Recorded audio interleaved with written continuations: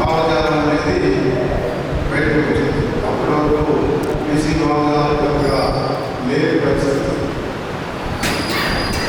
మనకి రాష్ట్రంలో కూడా రిజర్వేషన్స్ రావడానికి ఆంధ్రాను కమిషన్ ఇచ్చినటువంటి రిపోర్ట్స్ ప్రకారం కూడా ఇది అమలు చేయడానికి 77-78లో జరిగింది. అంటే మనకి స్వతంత్రం వచ్చిన తర్వాత 30 సంవత్సరాలకి మనకి రిజర్వేషన్ ఇవ్వడానికి శోభములు ఏర్పడింది. కానీ తమిళనాడులో 51లోనే 50లోనే పెద్ద యాజిటేషన్స్ జరుగుతుంది. దానివల్లనే మనకి రాజ్యాంగంలో రాజ్యాంగ సవరణ పార్లమెంట్లో జరగడం, దాని మూలంగా ప్రతి రాష్ట్రంలో కూడా ఆ రాష్ట్రంలో అసెంబ్లీలో పాస్ చేసి పార్లమెంట్లో పాస్ అయితే బిల్లు ఇక్కడ రిజర్వేషన్స్ తీసుకోవాలని దాన్ని కూడా జరుగుతుందంటే ఏదైనా పోరాటం ఫలితంగానే జరుగుతూ ఉంటుంది.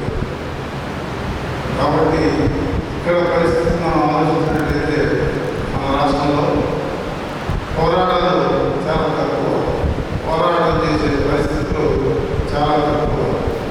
దానికి బీసీలు కూడా తెలిసిన అవసరం ఉంది. దాంతోపాటు తమిళనాడులో బీసీ ఎస్సీ ఎస్టీ మైనారిటీ అందరినీ కలిపి ఆయన ఆత్మగౌరవ పోరాటాలు చేసేది కాబట్టి పెరియారు గారు అక్కడ సాధ్యమైంది.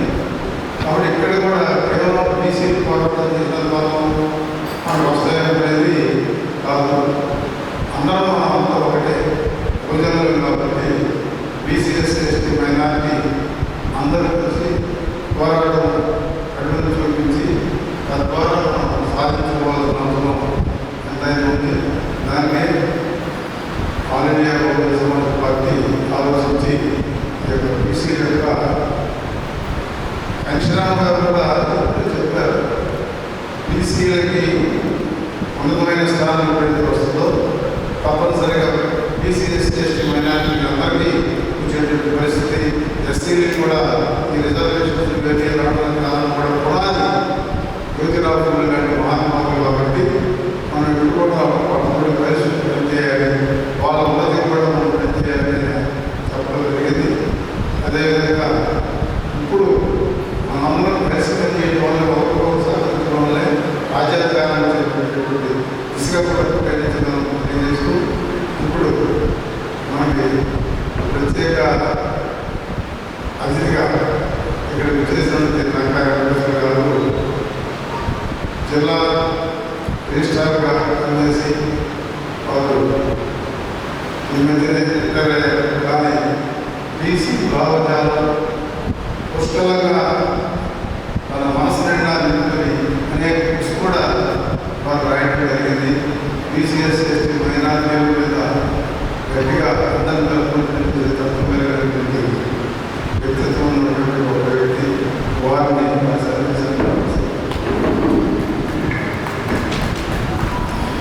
అందరికీ నమస్కారం అండి. సభాధ్యక్షులు పరమజ్యోతి గారు, రమణయ్య గారు, వేదిక చేసిన పరమజ్యోతి గారు, వేదిక ఉన్నటువంటి అందరికీ కూడా నమస్కారం తెలియజేస్తాను. సూటిగా 2-3 మాటలు మాట్లాడటం కరెక్ట్ అనుకుంటాను. ప్రధానంగా ఇవాళ ఆంధ్రప్రదేశ్లో 2.5 కోట్ల మంది బీసీ ఉన్నారు. సుమారుగా 2.5 కోట్ల మంది తక్కువగా